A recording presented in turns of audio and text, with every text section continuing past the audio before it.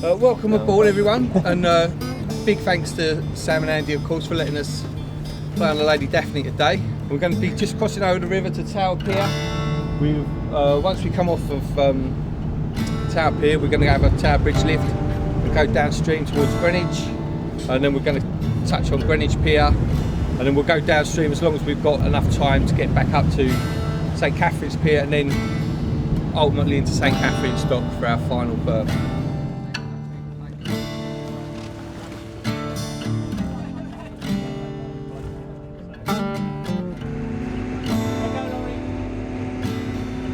We're having a local knowledge training day with all the Thames Barge Sailing Trust trainees. So it's good to get everyone out looking at what's going on. We've got a couple of watermen on board. We've got Gary Dillams from the Barge Master panel as well, who will help us tell us about a bit of local knowledge and the sort of things we need to be aware about when we come up barges up the Thames.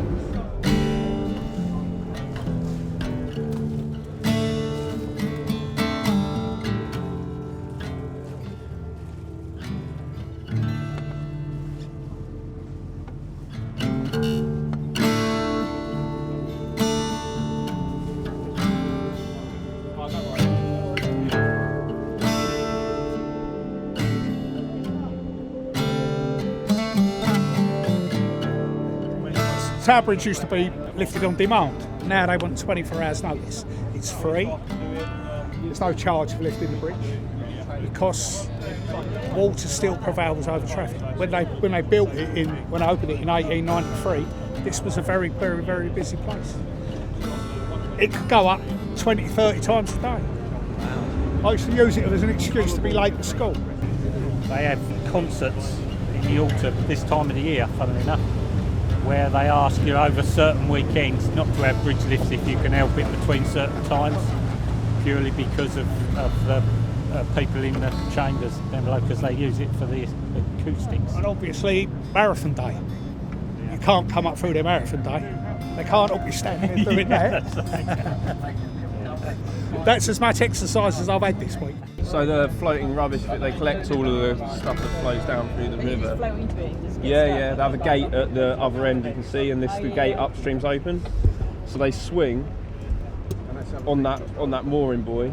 So if the tide, whatever way that's turning, that will be able to tell you, determine which way the tide's flowing. The width span between the bridges is same as Charlie, Delta, Echo, and Foxtrot at the barrier. Right. Exactly the same. 66 metres? No, 60. This is being filmed, don't muck me. 61, isn't it? Oh, as well. 61 metres.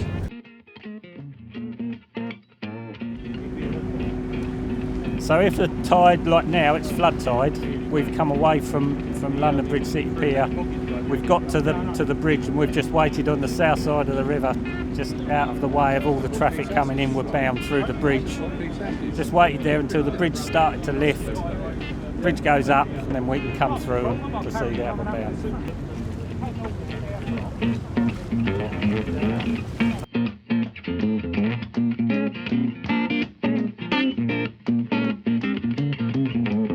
So from Cherry Garden Pier down to Limehouse Lock, that's the lower pool, and then from Limehouse Lock down past the entrance to pier there from Surrey Quays, Surrey Docks.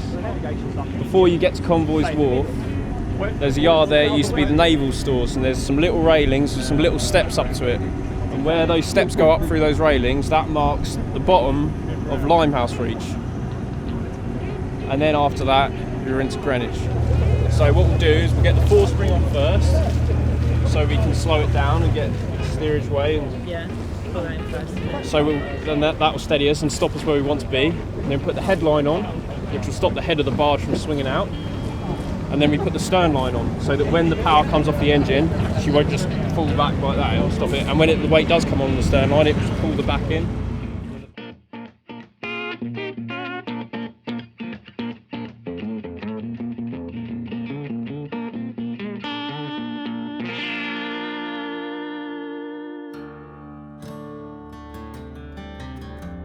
Barrier control zone is between Blackwall Point and Margaret Ness. So you call up London VTS on channel 14, and ask for permission to go through the barrier, and they'll allocate you a span depending on the size of your vessel and the traffic that's in the area. Any manoeuvres in the area, if you're overtaking another vessel or turning around, you have to inform BTS of that as well.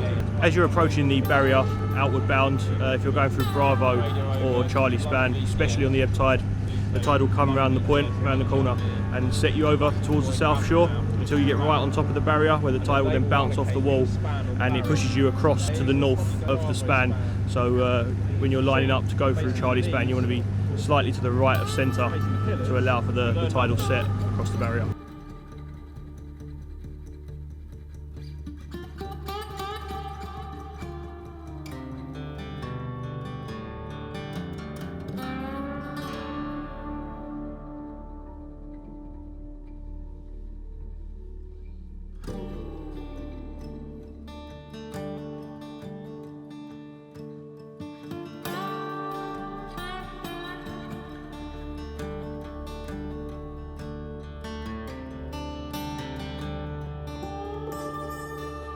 Different parts have different problems.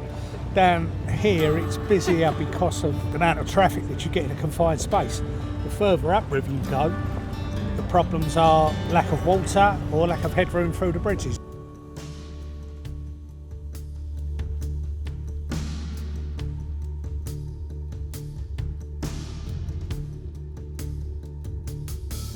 From Greenwich up to Westminster, it's probably the most intensive traffic-wise. It's where you get the clippers and the ribs, which once the water's on the wall, they wash you out one way and you get the bounce back shortly after.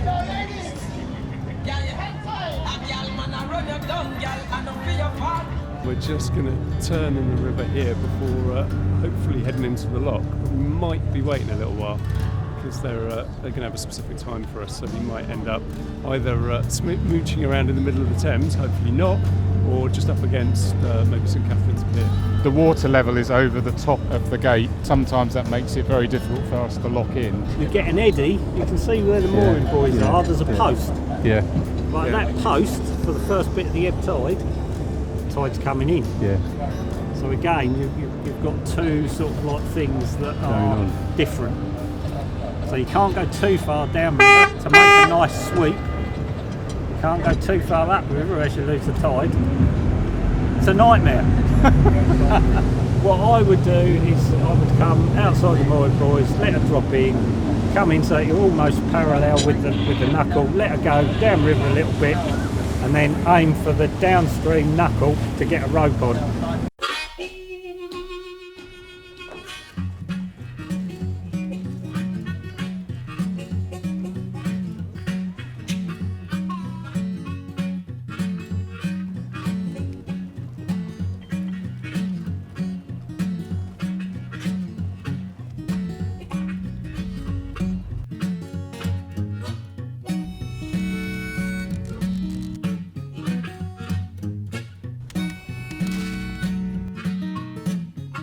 We've got some tight turns to make as we go through like the bridge holes.